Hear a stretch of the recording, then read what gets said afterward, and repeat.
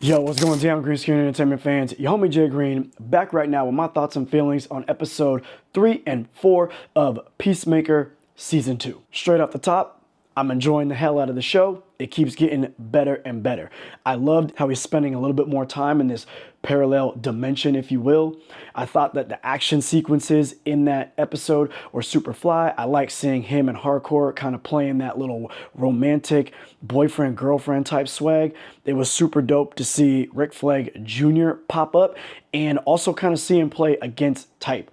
In the Suicide Squad movies, he was a lot more of an alpha, a lot more of a tough guy in a sense. And here, he's a little bit more of a nerdy type of dude. Tough, yes, but also kind of nerdy, seems a little bit insecure. So I'm excited to kind of see where they're going to go with that. It looks like it's going to be pretty funny. It was dope to see Michael Rooker show up. If you know anything about James Gunn, him and Michael Rooker are like thick as thieves. He's practically in like all of his movies, and he's always a very interesting type of character. And in here, I would expect no less. This dude's playing like a white Native American eagle tracker. Hilarious.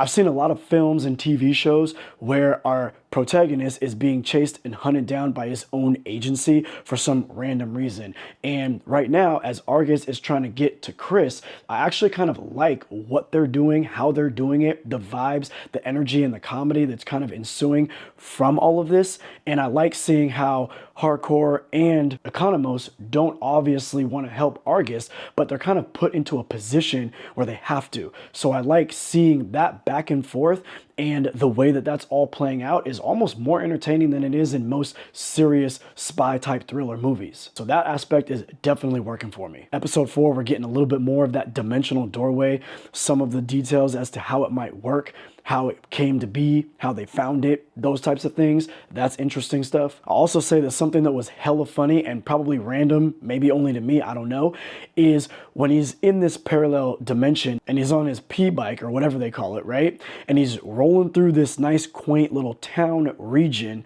Everyone is like, yeah, Peacemaker, hell yeah. And he's bumping his music and he's sitting there all high and mighty and everything. And to me, I feel like whenever I see dudes like that on those big Harley type bikes with the speakers blazing and they're looking around like their shit don't stink, the way that they feel people are probably looking at them is the way that we saw people looking at Peacemaker in this episode.